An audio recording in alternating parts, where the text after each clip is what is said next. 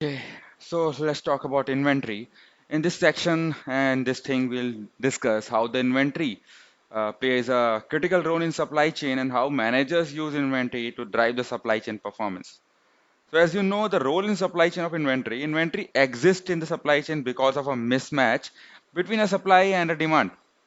The mismatch is, however, intentional at a steel manufacturer, where it is economical to manufacture in large lots that are then stored for future sales.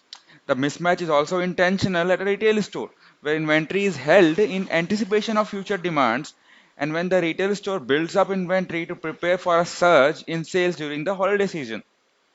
In these instances, inventory is held to reduce cost and or increase the level of product availability. Inventory affects the assets held, the cost incurred, and responsiveness. If I tell you about it and how it provide in the supply chain, okay, and the high level of inventory in an apparel supply chain improve responsiveness, but also leave the supply chain vulnerable to the need of for markdowns, lowering profit margin.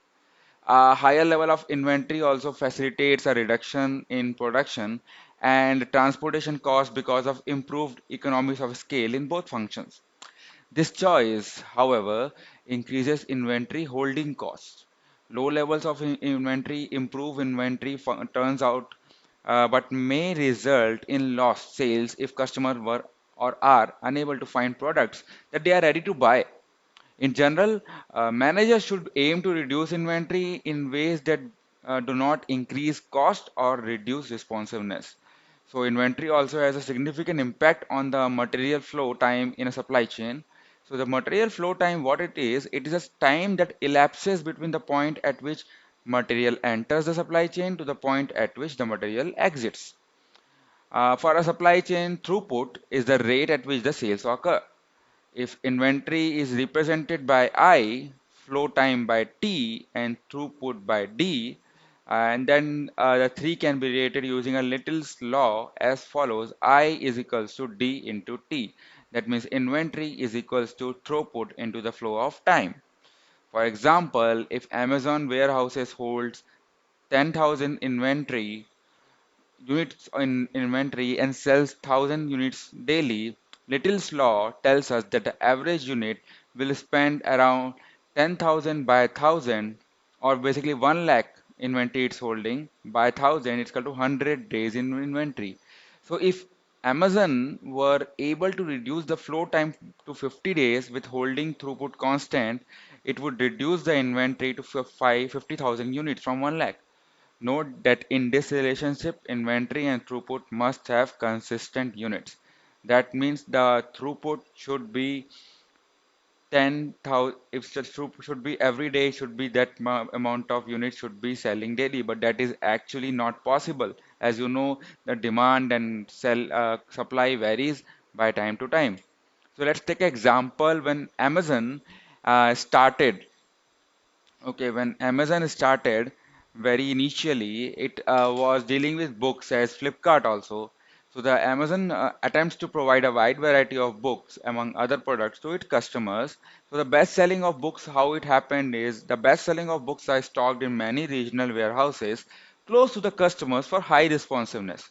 Slower moving books are stocked at fewer warehouses to lower the cost of inventory at the expense of some responsiveness.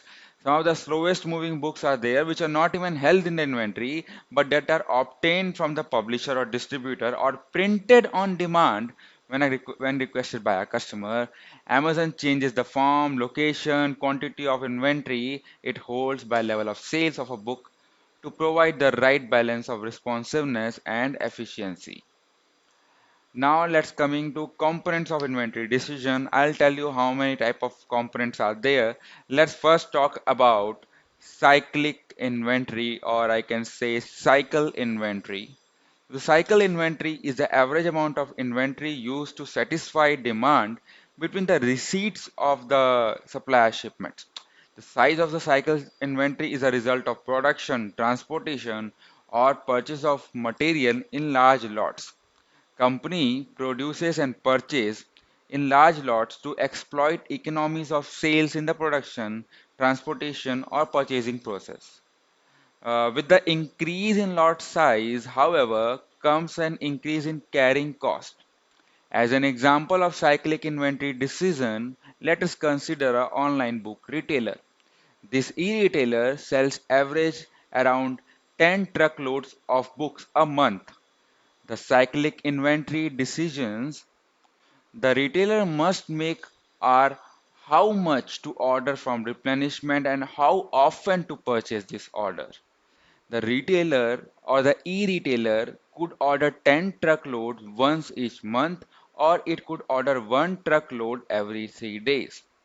The basic trade-off supply chain managers face is the cost of holding larger lots of inventory when the cycle inventory is high versus cost of ordering more frequently when the cycle inventory is low.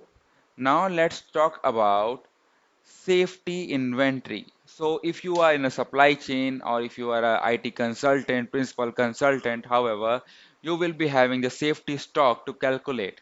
So safety inventory is nothing but a safety stock. Safety inventory is invented and sorry, not invented, safety inventory is inventory which is held in case demand exceeds the expectations. It is held to counter uncertainty. If the world were perfectly predictable, only cycle inventory would be needed. Because demand is uncertain and may exceed expectations, however, company holds safety inventory to satisfy an unexpectedly high demand. Managers face a key decision when determining how much safety inventory to hold.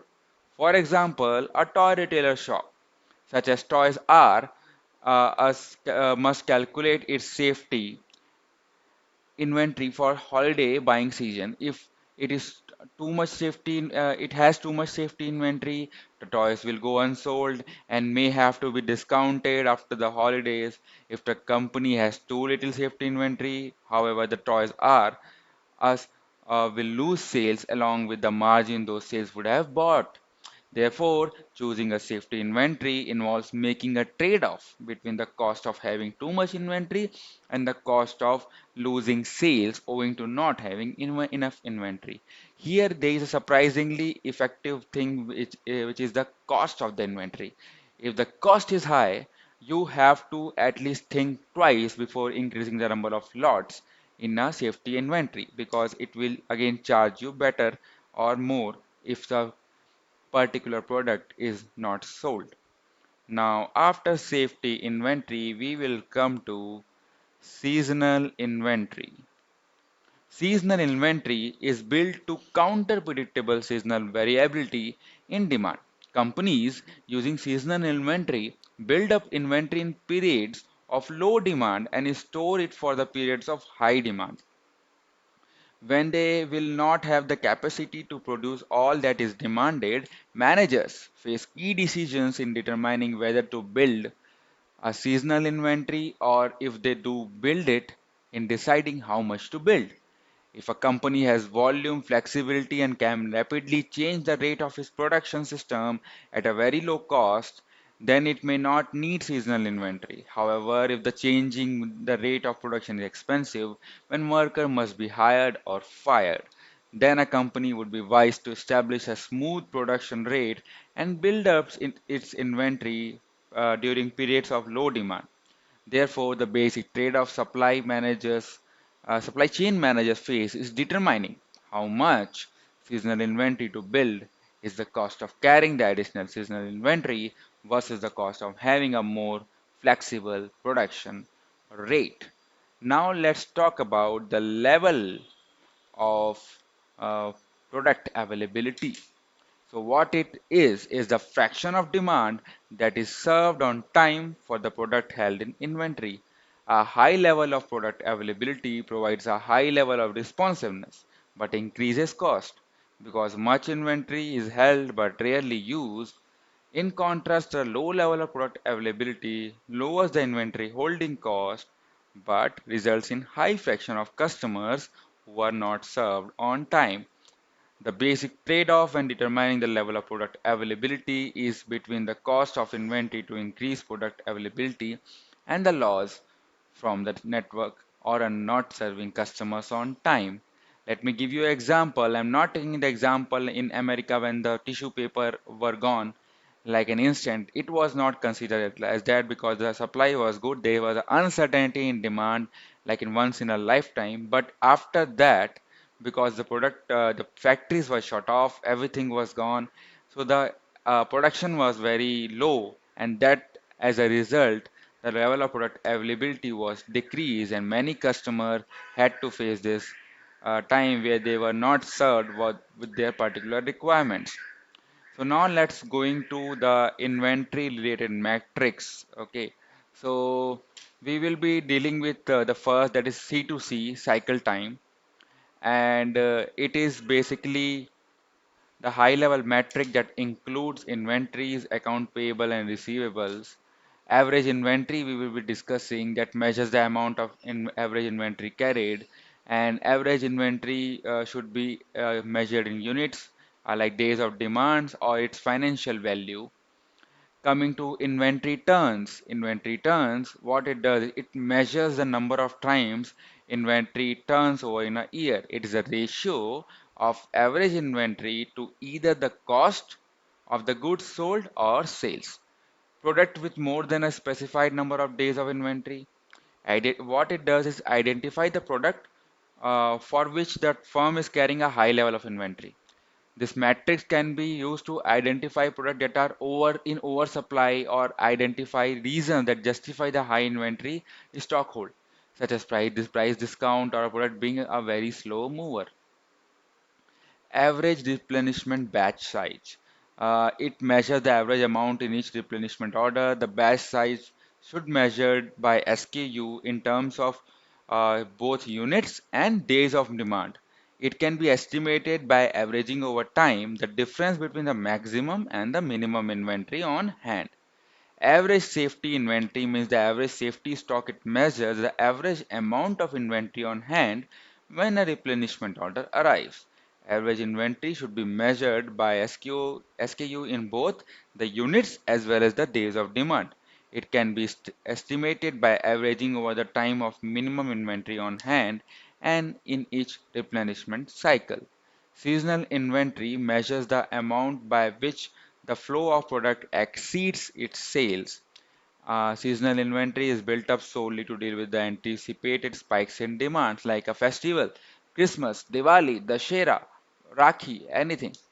Like Chinese New Year also, I should not like totally unforesee China. Okay, so fill rate measures the fraction of orders and demands that were met on time from inventory. Okay, fill rate should be average, not over time, but over a specified number of units of demand.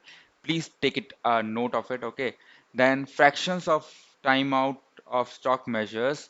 A stock measures the fraction of time that a particular SKU had zero inventory. These fractions can be used to estimate the lost sales during the stockout period. Obsolete inventory, that is lying for like n number of days and you are not even getting to know what it is for, that is called a obsolete inventory. It measures the fraction of inventory older than a specified obsolescence date. So that's it for the inventory. Tomorrow we'll discuss transportation, and I hope you are enjoying this. Somewhere down the line, an MBA graduate or someone who needs strategic thinking can be benefited, and hopefully we'll continue this series till the last breath of this particular chapter or topic. And thank you very much for listening to it. If you like this video, do give it a thumbs up and subscribe to the channel if you want. There are many, many, and many other things which we are working on to provide for you. Thank you very much.